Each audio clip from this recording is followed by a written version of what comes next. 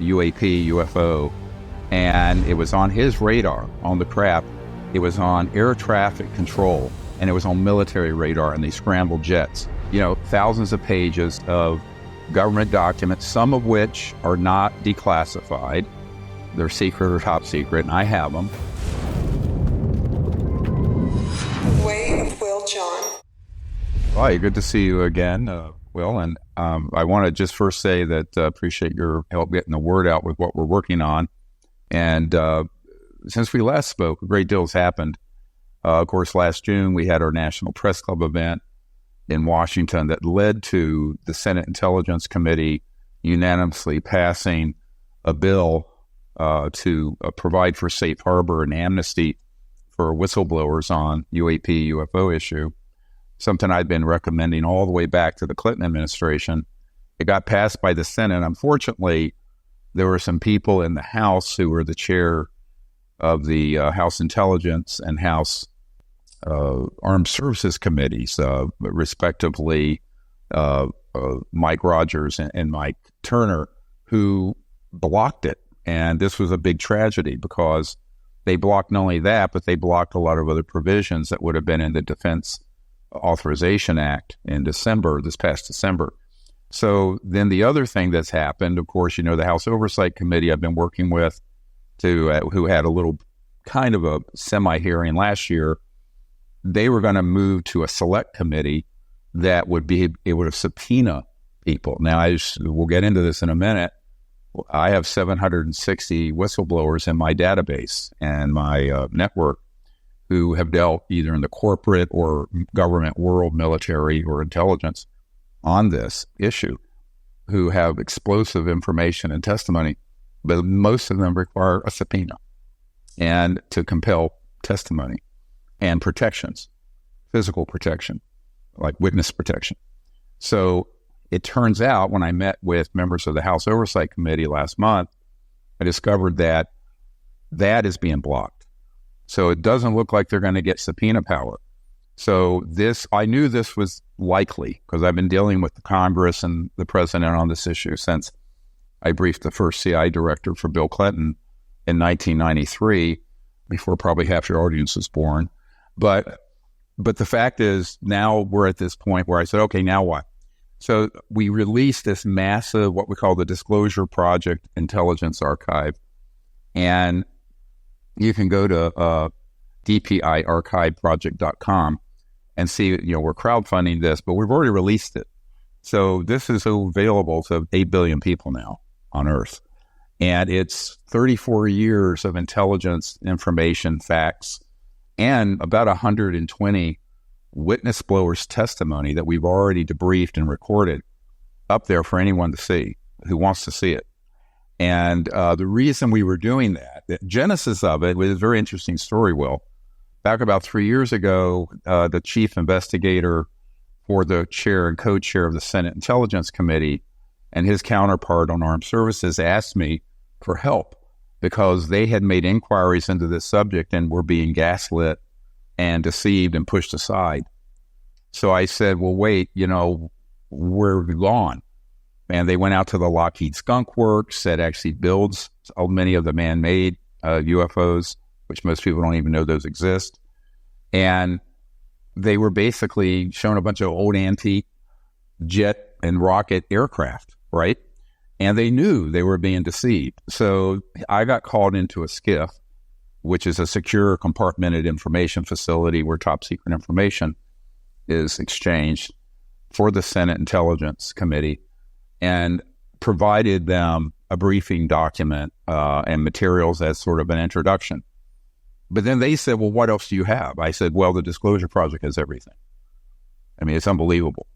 And they said, well, how do we get it? And I said, well, it's in boxes, it's in file cabinets. So initially, they were going to try to get funding to put a big team, 30, 40 people together to digitize all this, right? So it could be searched analytically by intelligence, government people who have been lied to about these projects, but are trying to find out what's going on. But they never got that. So a couple years ago, I said, well, we'll do it ourselves. So we've spent probably $500,000 or $600,000 digitizing this massive intelligence archive that I have, and it's now available to the whole world. Now, a caveat. It's a work in progress, has a lot of organization to be done still, but I wanted to rush to get it out because of the speed of things happening that we'll get into in a little bit, some really huge breakthroughs that are coming up, looking down the road a few months. But, and it's also the redacted archive, which means we have like the names of the whistleblowers and witnesses who are willing to be named. But that's only less than 10%, or maybe it's 15% of the ones who I have identified and who've spoken to me over the years. And that's because those other people don't want their names out, but many of them want to get the information to the president and to the Congress and eventually to the American people, but they're too afraid to step forward. And if people think that kind of fear isn't real, they have never dealt with extremely dangerous, illegally run top secret projects. So that's why another big announcement I have to make right here off the bat is that effective June 20th, something I've been asking for 30 years has been authorized, and that's witness protection for the whistleblower. So anyone out there listening who knows someone or is someone who's dealt with this issue, who's been sitting on the fence, to come forward, we now can extend, effective June 20th, protection to you. I can't say what agency. I'm working directly with those folks, but it's organized under a SAP, a Special Access Project, which means it's top secret and highly classified. And people can come forward confidentially, even anonymously, or named. It's up to them. So that is a big breakthrough. It's never happened in 80 years of secrecy on the UFO issue, and now we have it in place. It's a big breakthrough. So I wanted to announce that. Absolutely. Absolutely. My first question, where my head goes, is because this is such a massive database, and I know people are going to have interests in different things. What is for you the most damning evidence that would, be most powerful? To me, the most convincing are the very important interlocking testimonies of the whistleblowers with the documents and evidence. Let me give you one example so we pull this down to earth.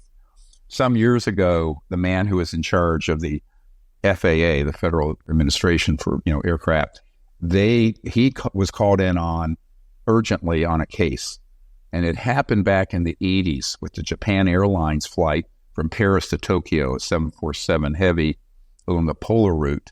And when it was over Alaska, it came across this massive, probably a couple thousand feet across, UAP, UFO, and it was on his radar on the craft.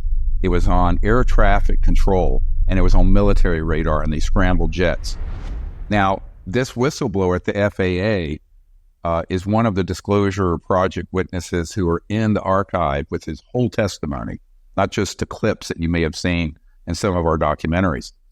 But when he had the meeting with the administrator, an admiral who was head of the FAA, there were people there from CIA and FBI. And the CIA guy said, this data, we're seizing it, we're taking it. And they said, oh, well, okay. What they didn't know, those were copies, and he kept the originals. He gave all the original radar tapes and data to me. So, that's just one example of thousands. And that's in there. All of it's in there. The data, the radar tape, the pilot testimony, this head of accidents and investigations for FAA, his testimony, John Callahan, all of that is in there. So now you multiply that times thousands UFOs. Most of them extraterrestrial, but some of them are man-made. Many of them are illustrated, and a great many of them have the name of the military special forces or operator who retrieved these, including dead ET bodies, aircraft, etc. That's a whole section of the archive, and it's called crash retrievals. So, and then there's a section on government documents, thousands of pages of government documents, some of which are not declassified. They're secret or top secret, and I have them.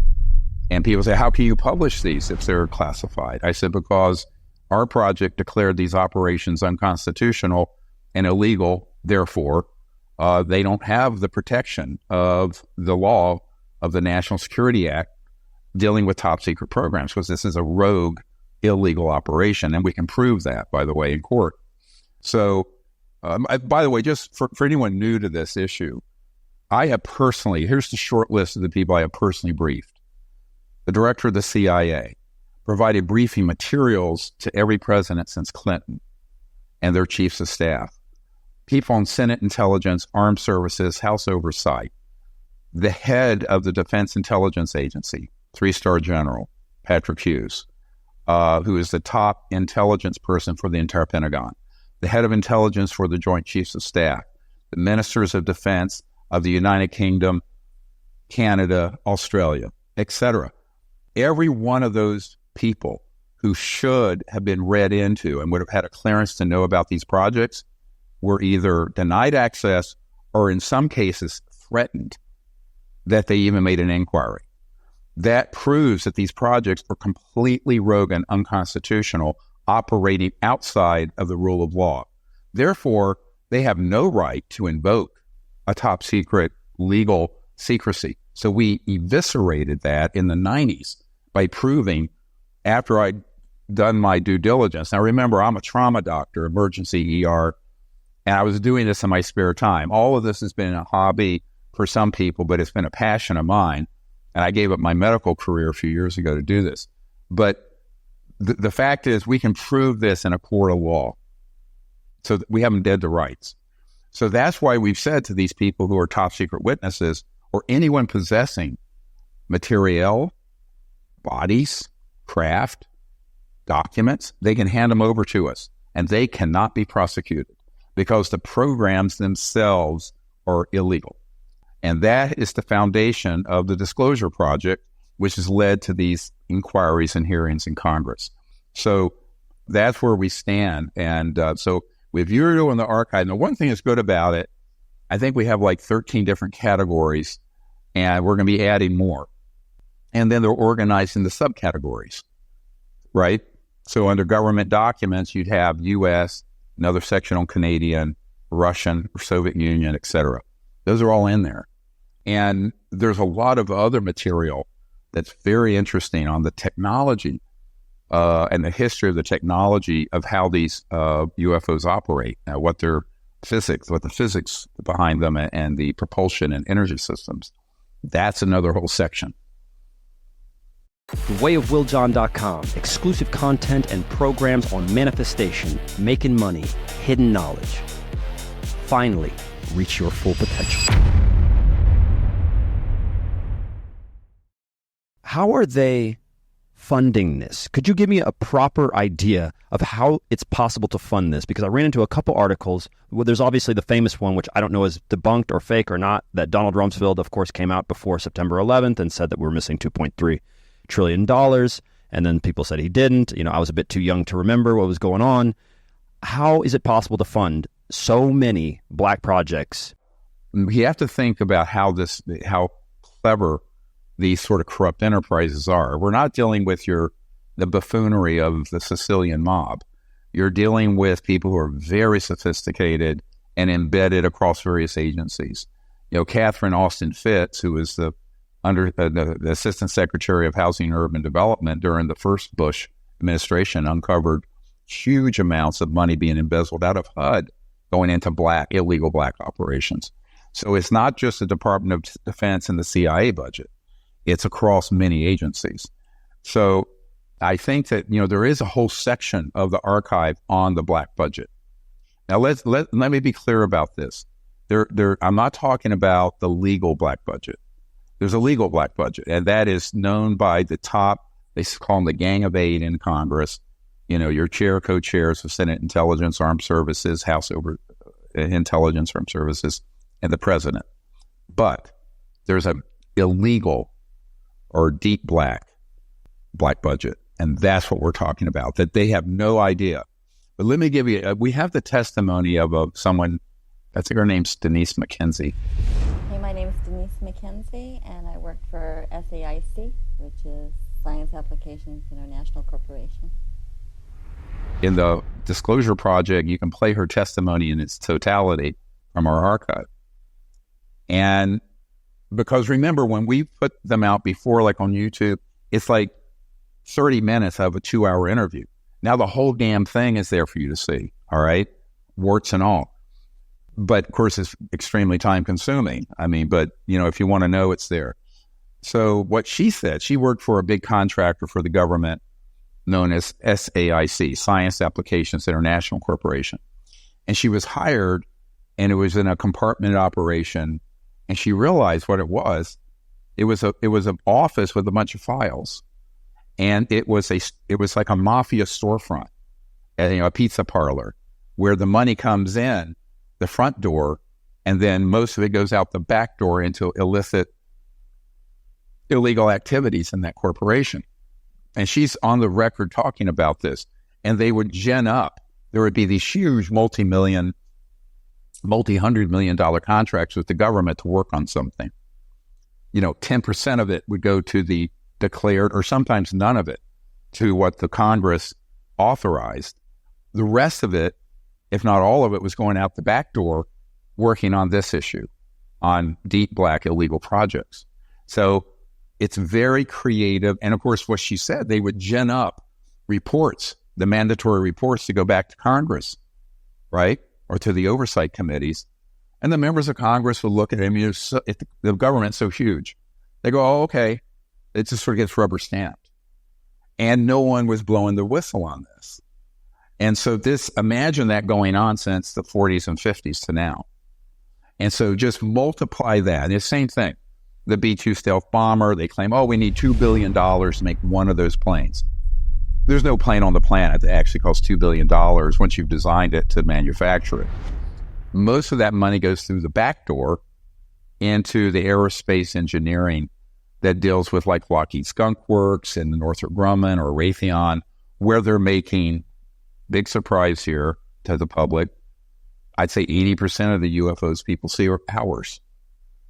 They're ours, not extraterrestrial. Now, there are ones that are interstellar, but I say that many, many people are deceived when they see one, and they think because it's moving in a weird way that it's got to be an extraterrestrial vehicle, when in reality, it came out of the Lockheed Skunk Works, or my uncle worked for Northrop Grumman, designing the lunar module, put the first man on the moon, Neil Armstrong. And people don't realize. Now, when you deal with members of Congress or people at the White House, they're so distracted by a million different pressing issues. This stuff just goes right under their radar unless someone brings it to their attention, which is what the Disclosure Project and I've been trying to do. But it's a very, very heavy lift. It's very difficult because you go from people thinking all of this is mythology to trying to get them to realize it's the most critical national security problem we've ever faced. And technologically, the sciences that are being kept illegally secret would fix most of the world's pressing problems, whether it be, climate change or global poverty or energy independence or what have you. The science and technology behind how those things move, which we have figured out in my uncle's company, Northrop Grumman, and other places, would immediately solve these problems.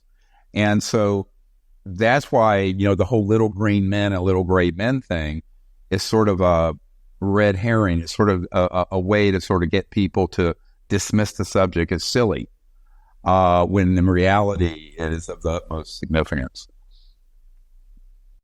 One of the most important things that I have learned interviewing all of these high performance leaders is that clarity of mind is crucial to your success. And what good is clarity of mind without clarity of sound? Which is why today's podcast is sponsored by Rode. We across Golorami use exclusively Rode audio equipment in order to do all of our stuff. If you are an influencer, if you're just a person out there trying to make some good content for your stuff at home, wherever it is, Rode is by far the best audio partner we have ever had. We have been using their stuff for almost 5 years now. Has never let us down. Truly incredible company, especially with all of the other affordable things that you guys can get from them. Check out the link right down below and enjoy the rest of this podcast. You mentioned that potentially 80% of these crafts that people are seeing could be ours, and you said that there are some that are interstellar. Does that mean that we haven't yet achieved something that is truly interstellar, that could just blast off into unknown parts of the galaxy? Or is that of our capability yet? I think we have the capability, but I don't think the advanced extraterrestrial civilizations allow it. So let me unpack that for a minute. Having the ability to do something and operationally being able to are two different things. What I understand is that we theoretically could, but we are viewed by these other civilizations as warlike, primitive, uncivilized, etc., which we are. Right? If you doubt it, come to my ER at Saturday night or go to the Middle East or anywhere else. And that we're not at a point where we should be banging around out there because we haven't reached what's been called a level 1 civilization.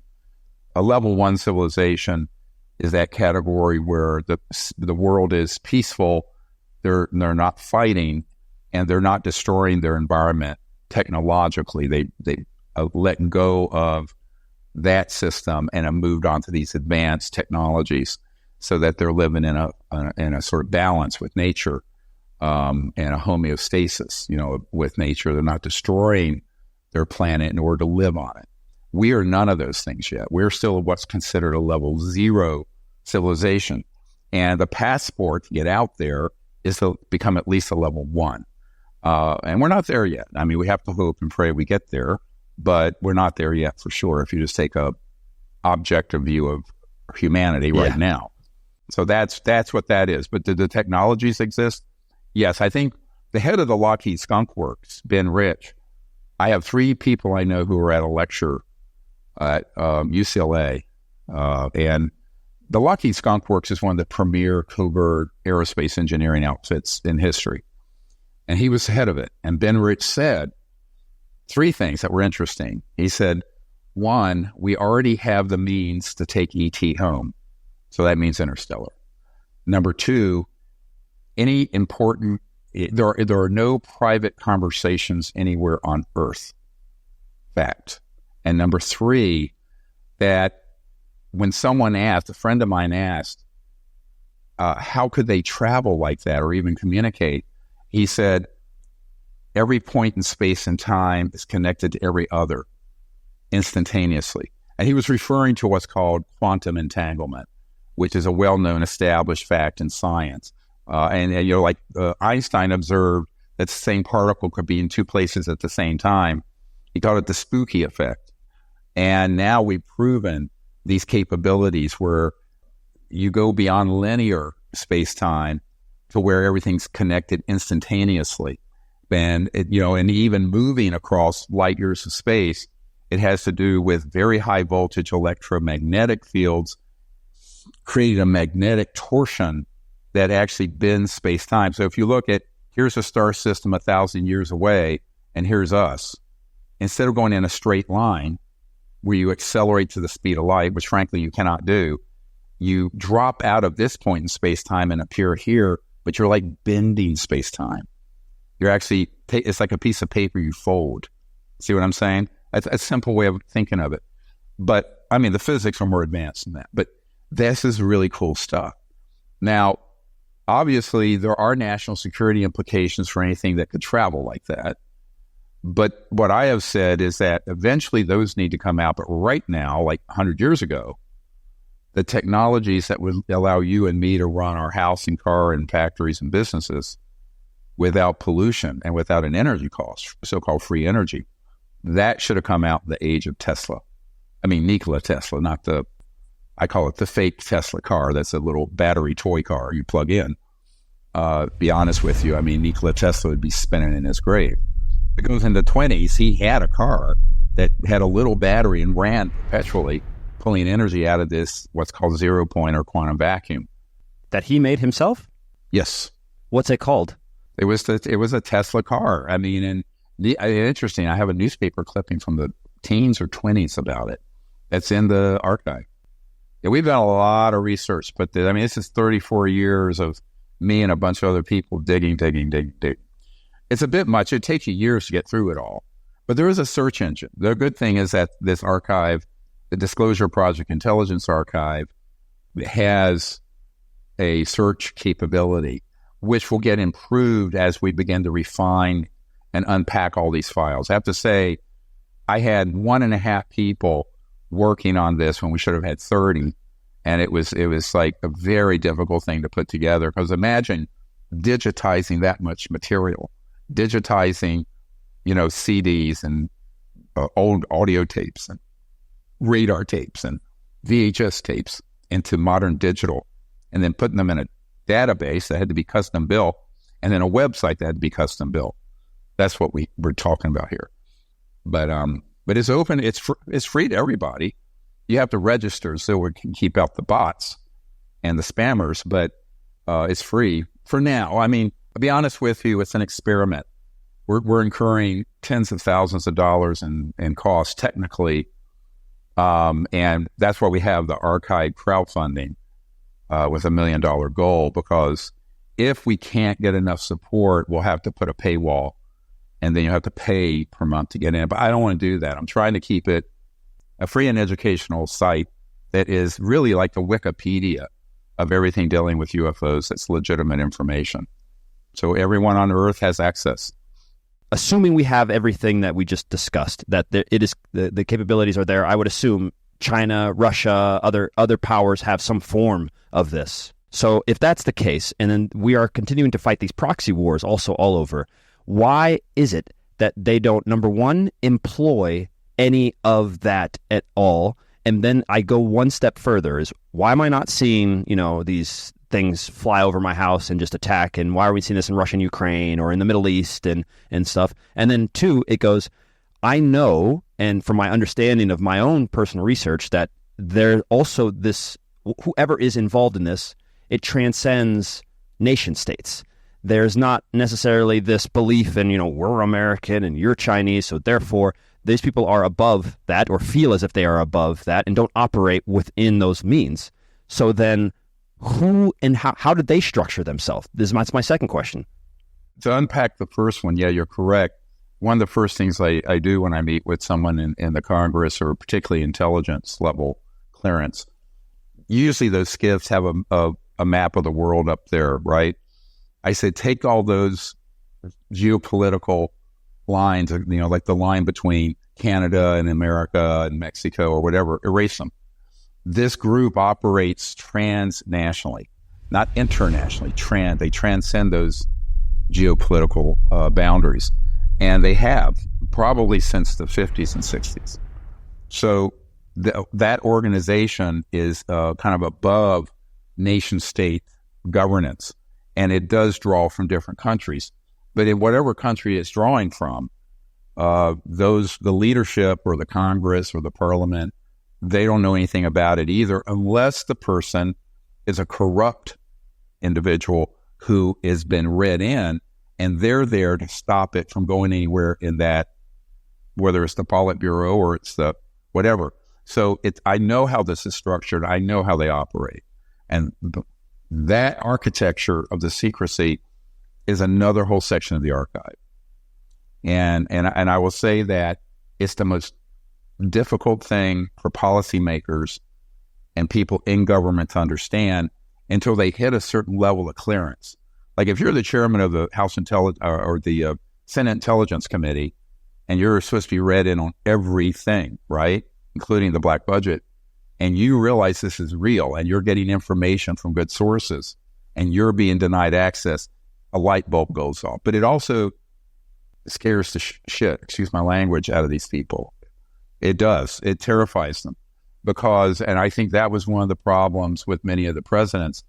They reach a certain point where they realize, damn, this is real, and I don't have access. And when they start pushing on it, some subtle and then not so subtle threats come their way.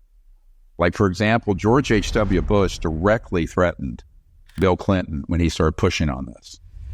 Now, I know this because I have someone on my team who's written us a little affidavit about this, but he doesn't want his name out publicly.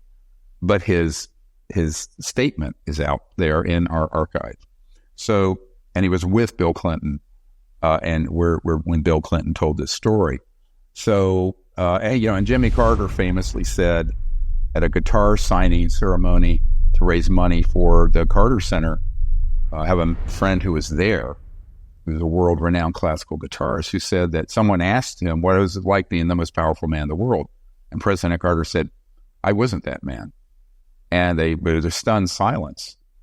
And they said, what do you mean? He says, well, there are certain things I had no clearance to know and had no control over. And someone giggled, making fun of the issue, and said, oh, you mean things like UFOs? And he said, yes, that and more. So that, if you multiply that dynamic from it started in the late Eisenhower years and continues apace to this day. Now, some presidents have known some information, some of them had known very, very little. And Reagan was read in enough to manipulate him into Star Wars, the Strategic Defense Initiative, weapons and space thing. Trump was given enough information and mostly disinformation to flip him in a certain direction. Other presidents are told virtually nothing. So they do a psychological analysis to see if we can provide some of this information in a way to manipulate the decisions from the executive, the president. Same thing happens in Congress. So I've had a front row seat to this chicanery for, since 1991 and 92. So I think this is what the public has a very hard time understanding. You take your textbook from civics lessons in high school and college, throw it away, because that's a fantasy that doesn't exist. On this level, not on other things, but on this critical issue. And people go, well, why would this be special? I said, imagine disclosing not only information that we're not alone in the universe, most people assume this, but that they visited, we figured out how those things operate, and that disclosure would terminate all the oil, gas, coal, nuclear power, public utilities, eventually surface roads and construction on Earth. Now we're talking more than $1,000 trillion in assets and market cap for these sort of enterprises. It's a big deal. And by the way, solar and wind and all that gone. The $1 trillion in electric vehicles that exist today would have to be converted to something with a little battery pack. If you look at we have the information from this scientist named Floyd Sweet. They called him Sparky. And he had a little thing, a little bigger than a cigarette pack, that was pulling energy out of this, what's called 0 point or quantum vacuum energy that's in space all around us. Then it was running a 300 horsepower electric motor that would run a car. And it was this big and had a little teeny startup battery. So you don't need 900 pounds of lithium ion batteries that catch fire to do this, but you need a whole new paradigm of energy. Why are they not employing these all the time? Because they don't want them disclosed. That's it. Just they can't get away with it. That's it. I mean, how could they hide it? If they engage. Now, a few times, these assets have been deployed by human, but very clandestinely. And most of the time, people in the field would say, there was a UFO there. And there are other technologies related to this that have been deployed. I have a whistleblower that emerged 2 years ago who was read into programs that were electromagnetic systems on satellites.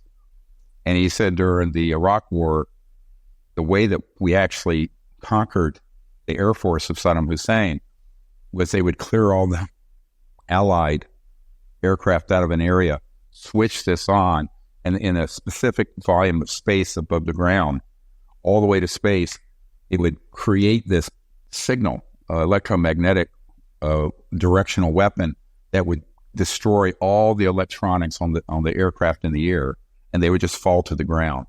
And he personally had knowledge of the system, how it worked. So occasionally these are used, but it's very deep black. But if in a conventional conflict they were used, it would mean that the commanders, let's say CENTCOM, Central Command in Tampa, that 4-star would have been read into this. But that's a false assumption. Well, I mean, because I have briefed these sorts of men.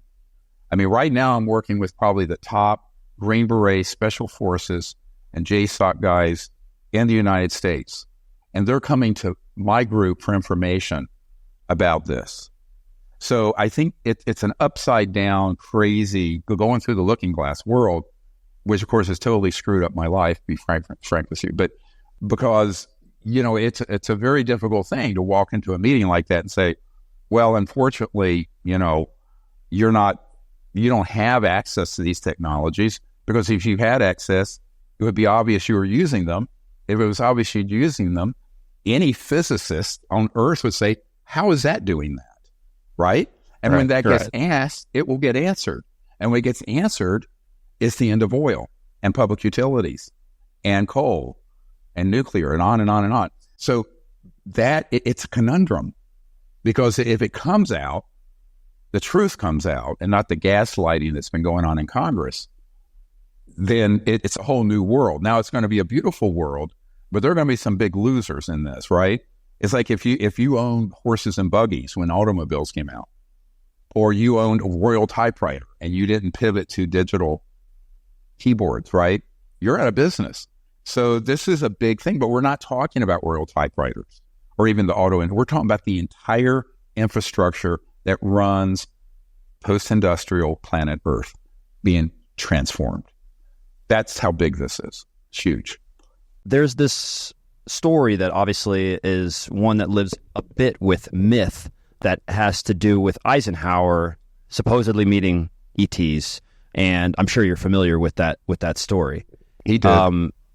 So we feel as if that's a confirmed story, and that from there we can kind of see the genesis of the world that we have today in this, or what's that story? The story was, I believe it was 1956 or 57.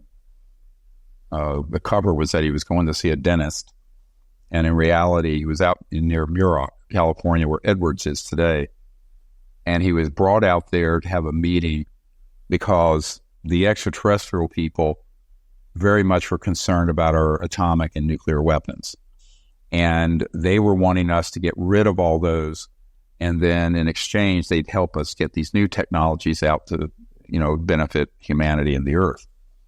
The military-industrial complex, as he called it, did not want him to do that. Now, I have a document from the French Ministry of Defense and French intelligence from a man that they got that was at that meeting, an account. That's in the archive somewhere. And the reason I got it is that the French, during President Nicolas Sarkozy, who was the president in the early 2000s of France, his MOD people reached out to me to get this information from us, but also to bring me to France to do a Close Encounters of the Fifth Kind, CE5 contact, we'll talk about later, where we make contact with these interstellars and invite them in, and they come. But in this exchange back and forth, we got this document, and I had heard that account from other credible sources. Now, the upshot of it, and this is where you bottom line this for everyone real quickly, to make a very long story short, the President Eisenhower wanted to move forward in a peaceful way with this. But the people who wanted to just get the technologies, keep it secret, and by then, remember, by 1956, 57, we had reverse engineered the energy and anti-gravity systems enough that we had man-made UFOs by 1954. And the result of that is they realized the industrial and financial hit that disclosing this would have, that it would give us a new world. But most of these industrialists were oil, big industries, smokestack industries, and those are the people that was the tail wagging the dog of the U.S. military and intelligence. So that collusion and corruption got full bore between the late 40s and the mid 50s. So Eisenhower was increasingly shoved aside. And I have a young man, and his testimony is in the archive, Stephen Lubkin, who was an attorney. But at the time, he was a young man in the Army Signal Corps for the White House. And he knew Eisenhower, and Eisenhower told him he would doodle pictures of these UFOs and said, yeah, I've lost control of this. They won't tell me anything anymore. And that was in 1960. So in 1961, when he left office, right before Jack Kennedy came in, that's when he gave his famous beware of the military-industrial complex because it become a threat to our democracy. He didn't say that because he was Abby Hoffman and against the military. I mean, he was a 5-star World War II hero general, right? And a Republican. But he had been burned and betrayed badly by this covert and illegal operation. And it was on his watch, and I'm blaming him because he just was, I understand he was tired and he trusted people intrinsically. But people like Alan Dulles and Paul Mellon and others circled their limousines and basically betrayed the president and the American people. And the rest is history. So it's been out of sync and a mess since, well, I was born in 1955, so it's been a mess for almost my entire lifetime. Where do we stand now in 2024 with the current administration? Are they just looking at all this stuff that's going on, and why are we getting declassified videos of things running off the side of California and UFOs from them? What's up with that? To make this as clear as possible, are there compartmented operations at the agency that deal with this? Yes, and I know some of those guys. But 99% of people at the agency would have no information. Whether or not the director has information is whether or not he came up through the system and is part of that cabal, as it were. If he is, he knows. George H.W. Bush was CIA director and president, but he was read. He was part of the committee. Dick Cheney's part of that committee. Admiral Bobby Ray Inman, who had been deputy director of CIA and the director of the National Security Agency. But it doesn't mean that all of them had that information. The truth is, very few do. The assumption is your title gives you access or your position. That's not how it works. It depends on whether you came up through the system and have been given bit by bit by bit, came up through that system, and then you make your way into CIA director or what have you. And this is what I have found over 30 years of personal meetings. It's like, I'm not pulling this off of Googling stuff and conspiracy theories. This is from meetings face to face with people. So some know, some don't. They had the same title, and it doesn't have to do with the title. It has to do whether they're willing to go along with a corrupt enterprise or not. That's what it is. I mean, are you willing to do that? Right. So, yeah. Once you understand the operational playbook, what are the operational requirements of being at that level, then it all makes sense. Doesn't make any sense till you figure that out. And you have to also understand, since it's a group like Alan Dulles was part of that, Paul Mellon, they arrogate themselves powers that are outside the Constitution because they view themselves as above the law. And for that reason, with the kind of money and power and technology they have, they get sort of an all-access pass. And I call these people MOTUs, masters of the universe. They're these masters of the universe mindset. I mean, it's right. It's unbelievable. So there's another aspect of all this, speaking of organizations, but the National Socialist German Workers' Party. YouTube doesn't like when we say their name, obviously, as you know, so I'll describe it as that. There's an understanding that they had an esoteric nature to their elements. Now, whether or not that is true or not, I've had guests on here, at least two, that have come to debunk that. They are people who have had security clearances and worked in the remote viewing side of things. One of them, David Morehouse. And there's a belief that they didn't have any interest in those things. Now, there's the opposite side that I guess technically, for all intents and purposes, has to be called the conspiracy side, since it's not on the mainstream part, that claims they had Bell technology, they had, reverse engineered crafts, and that Germany at that time was using all sorts of things. What does the documents, what do they say, and who have you talked to that would confirm or deny that sort of notion? Well, is a whole section in the archive on this. So here are the facts. Whether or not Germany at that time in World War II had a ET craft is unclear. What is clear is that in the 20s, T. Townsend Brown, as well as the Kolosky-Frost experiment in Germany, had experimented with very high voltage systems at certain frequencies, cycles per second, that resulted in lift, things literally levitating. And that's in the archive. Now, we do know from a number of sources that the Germans were working on craft that could function that way, but they never got it really operational. And if guys all remember a very famous senator named Senator John Warner. He had been a Deputy Secretary of Defense, and he was the most senior senator of Virginia. And John Warner's son, who we have interviewed, and we have his testimony, what people don't realize is John Warner was sort of a minor participant, a lower level participant in this committee dealing with UFOs.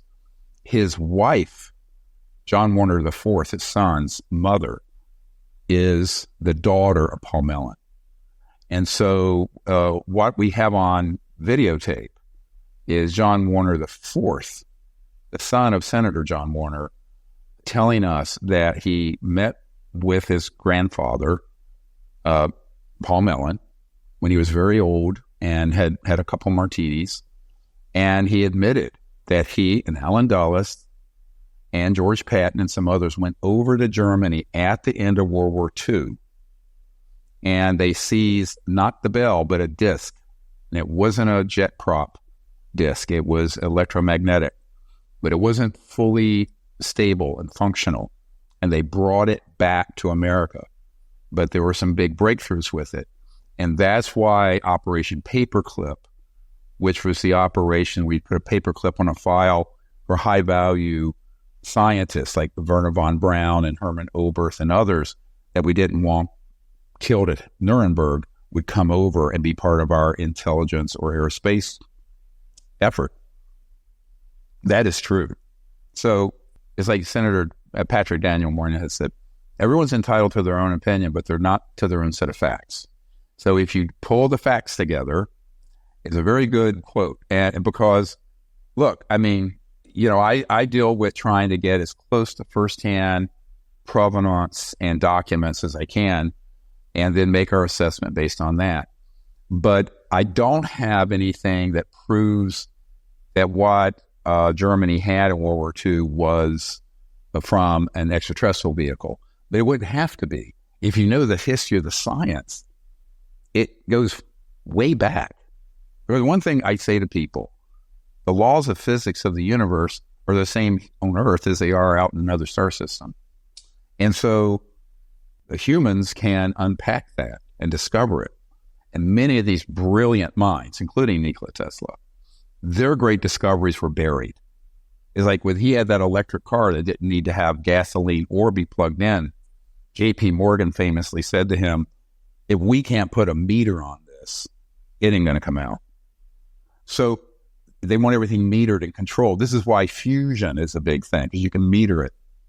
That's why plug-in electric cars are greenlit to become $1 trillion enterprise, because it's, you know, people don't realize. I read a thing recently in The Economist that was totally false, and I usually respect that journal, but it was talking about people having a zero carbon effect when they run an electric car. Well, how can that be if 88% of the energy that's charging your battery is from a coal-fired or gas-fired grid? I mean, it's not like the energy is coming out of the ether. Right. And so, you know, people, if they don't actually see smoke coming out of the tailpipe, they think it's clean, but it isn't.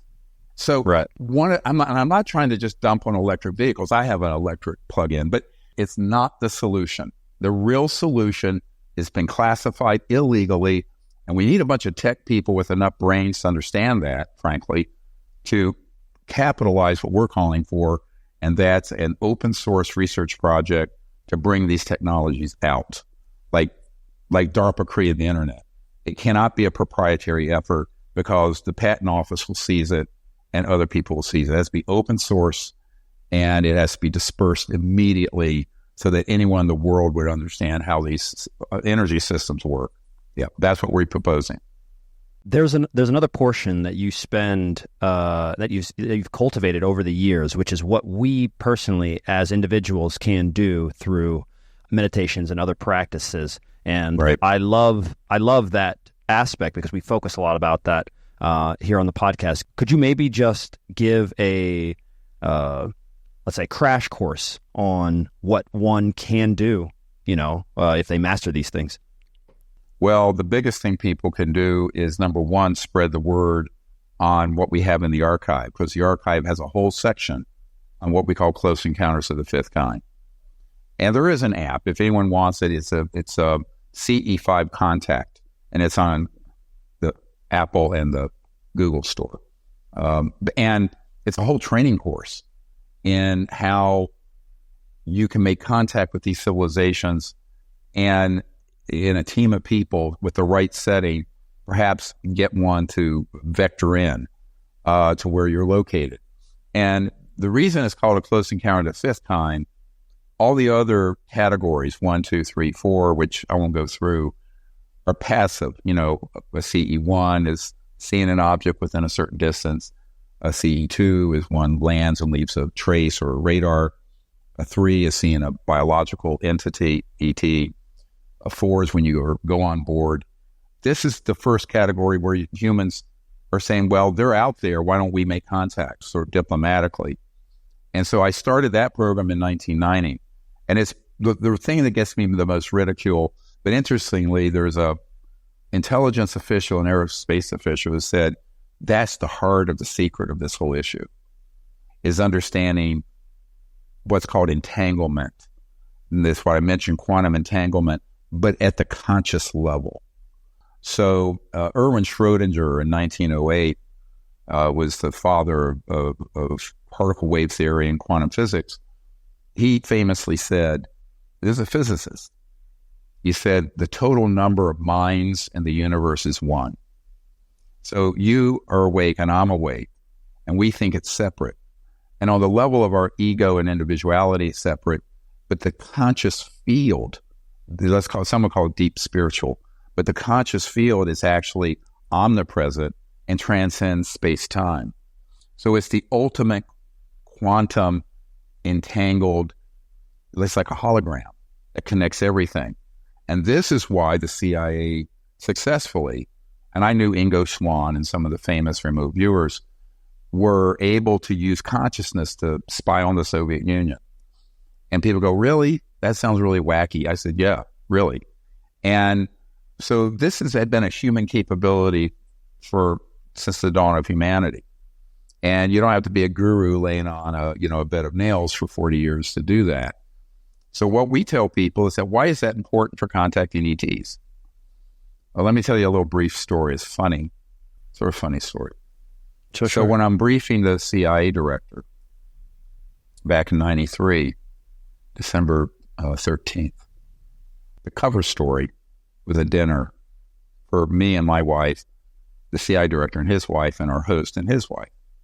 Well, it turned out the CIA director's wife was the chief operating officer of the National Academy of Sciences, Sue Woolsey.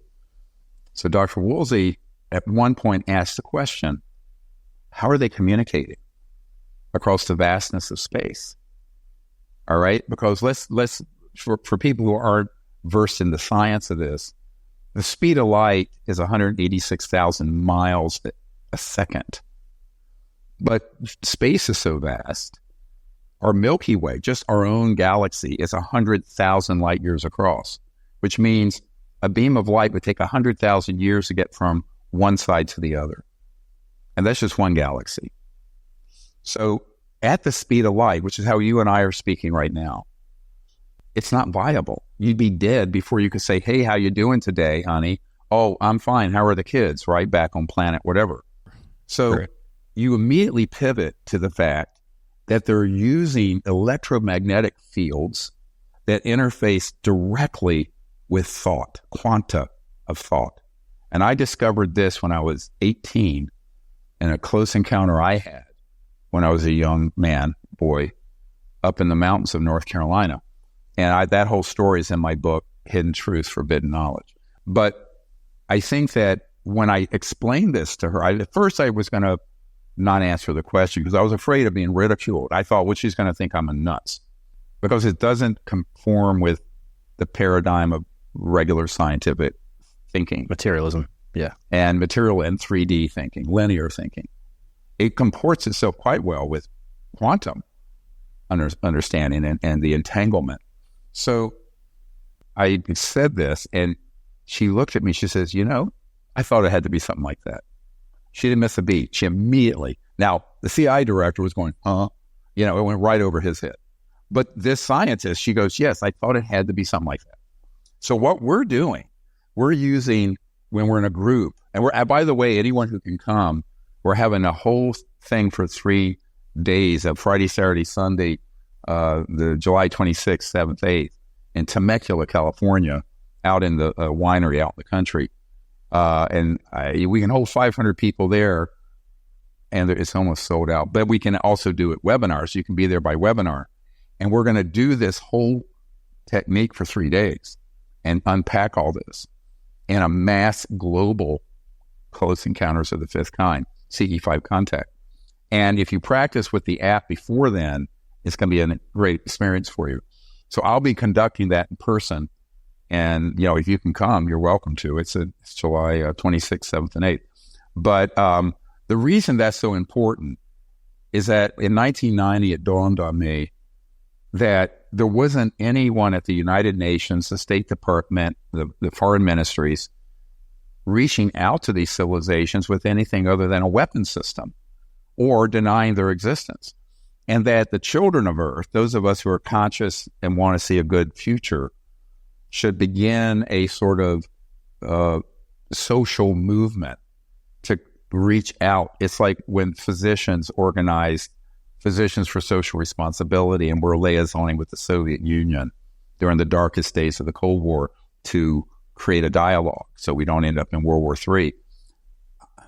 I realize that's something we need to take responsibility for. And every human can do that. And it's also a great experience in terms of meditation to learn that you can calm your mind and experience this, let's call it cosmic aspect or unbounded aspect of consciousness. And before I was a medical doctor, I decided to become a meditation teacher. It's a very funny story. And people like Louise Hay and others were people I taught, and a lot of other folks. But I was 19 and 20 when I became a meditation teacher. But it taught me a great deal about these ancient concepts that are universal in all spiritual paths, Native American, Vedic, even Judeo-Christian, of this aspect of our conscious or spirit self that isn't limited to space-time. But what I realized with the extraterrestrial civilizations, they understand that and have mastered it, but they've also created technologies that interface with it. So I call this technology-assisted consciousness. They have technologies that assist an individual's consciousness to see remote places, but they also have consciousness-assisted technologies where you think to it. Say, I think to this screen, and it does something. Now, Elon Musk at Neuralink is doing a linear aspect of that with the chips and all that, but I'm talking about innate conscious fields. So think of the electromagnetic field that's everywhere, or the zero-point energy field. There's a consciousness field, and it's boundless, and it's infinite, and it goes beyond space-time, but it is there in its fullness in a quantum way at every point in space-time, which means that you can go into a quiet state of mind or a lucid dream and see something on another star system or on the other side of the Earth. That's what the C.I.A. remote viewing programs were utilizing. Even if some of the operators didn't understand the deep science behind it, that's what they were doing. And Ingo Swann, who is their most accurate remote viewer, understood that. I knew him and stayed at his place up in the East Village in New York back before he passed away. But I think that this is a very exciting part of this because every human on Earth can learn this. And instead of sitting passively while these rogue, fascistic, covert programs run amok, we take this into our own hands. And what they have found, if enough people do that, it was called the 1% effect, the Maharishi effect. that when a certain number of people begin to do something very positive like that, it shifts and affects the other 99%. You don't need 100% of the people, or it's not like a vote with 51%. It has this quantum effect. It's very positive if you're in that positive state of consciousness and spirituality, but also doing it for this purpose. And I think that's one of the most pressing concerns is these civilizations are watching, and it's various times intervening with the earth to keep us from blowing ourselves up. There have been several times where they've intervened so we didn't go to World War III, nuclear, but which we've documented in the archive. We have a Soviet general describing one of these events, a general from the Soviet Union. It's all in there. It's astonishing what's in this archive that we just dumped. But this is where you go, well, a lot of people feel so helpless about something this big. I said, no, you're not. You can go out in your backyard with a group of people and learn this, and you'd be mighty surprised at what shows up. One thing that I don't think I've ever heard you discuss, and I've never seen within these documents, and I'm hoping that there's something there in the database on this, death and the afterlife. Because if all this stuff that we're talking about, is true, and consciousness is as it is, it starts to lean on the things that the ancient teachers have been discussing, that you're not your physical body.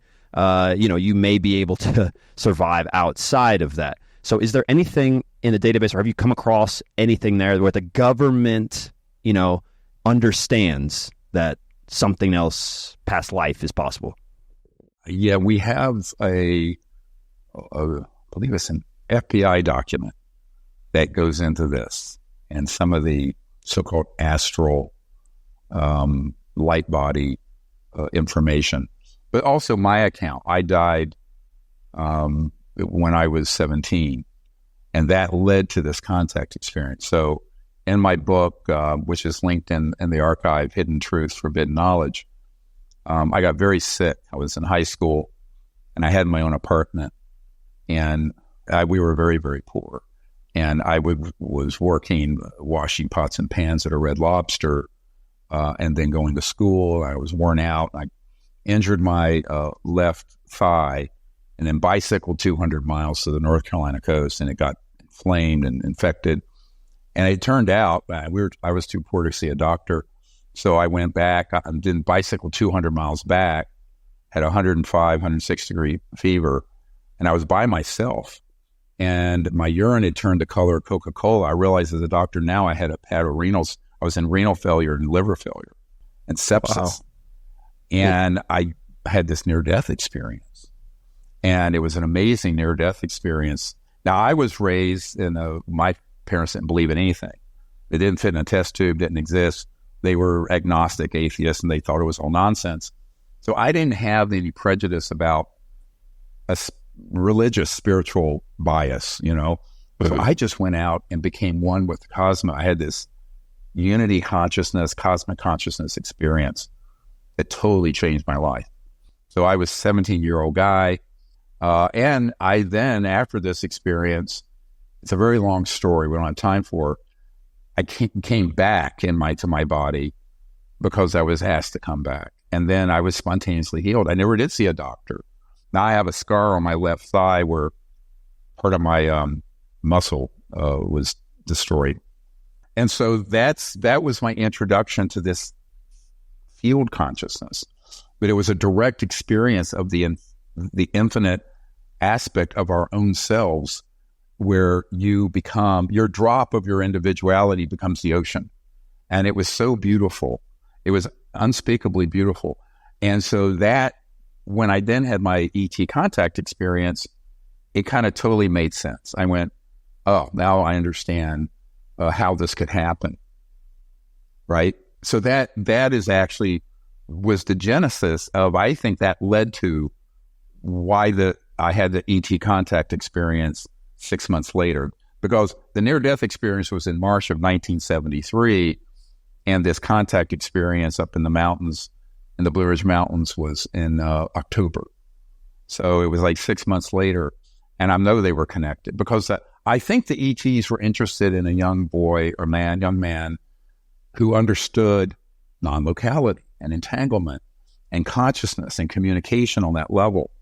So that is kind of how I really got started on this path.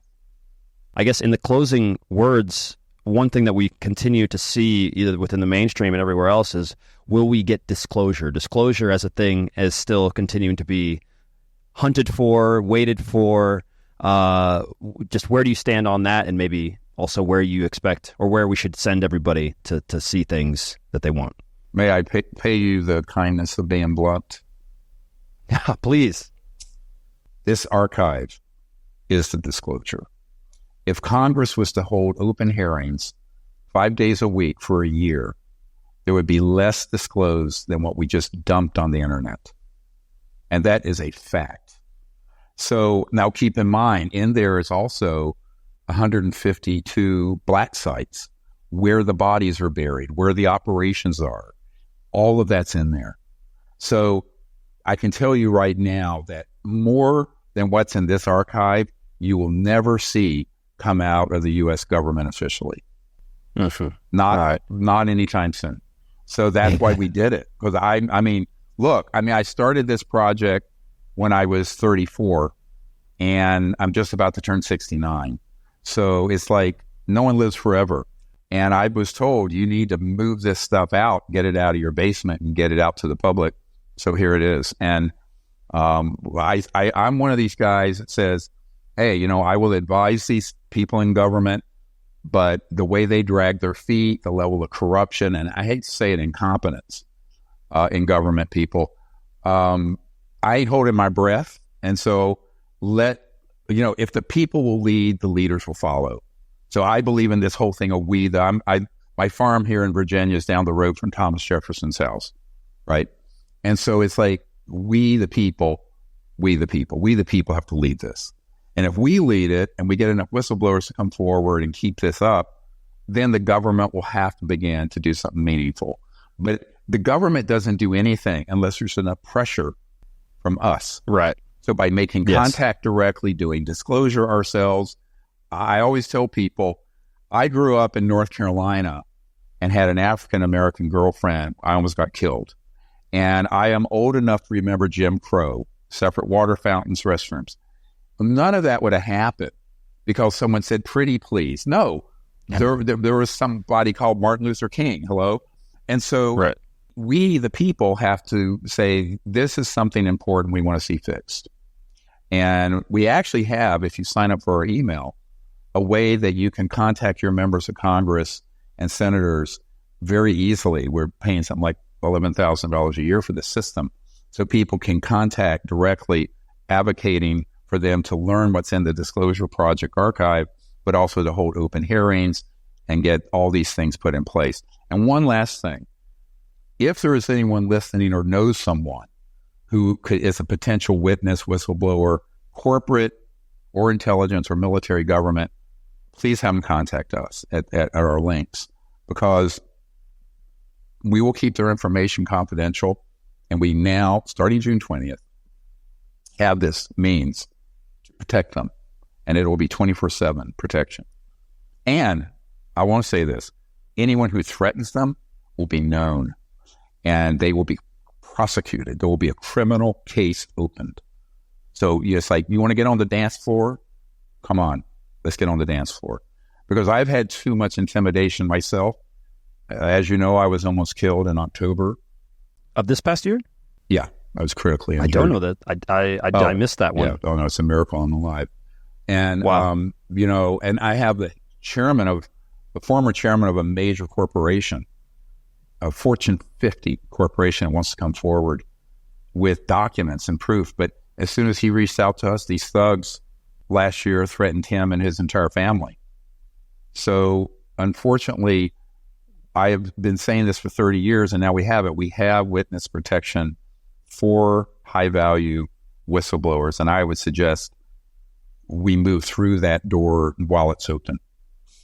Dr. Greer, as always, it is a pleasure. You leave us with so much to do, as always. Thank you for all of this. And like I said, we'll already link to everything that you have, and hopefully we'll look forward to doing our next interview in person, because you always have the invite and we're always inspired by what you're trying to do. Oh, that would be fun. And yeah, if you can get to Temecula July 26th, that weekend, yeah, you can come. I'd love to see you. Absolutely. All right, guys. We'll see you later.